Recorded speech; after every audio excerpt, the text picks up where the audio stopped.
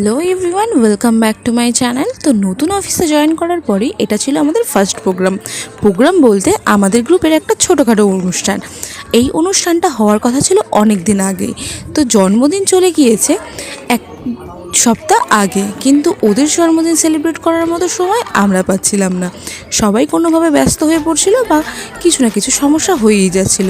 তো ওদের দুজনের বার্থডে যেহেতু এক সপ্তাহ আগেই চলে গিয়েছে, তো অনেক দিন পরই আমরা সবাই মিলে একসাথে স্যার ম্যামদের ডেকে খুব ভালো মতো বার্থডেটা সেলিব্রেট করার চেষ্টা করলাম।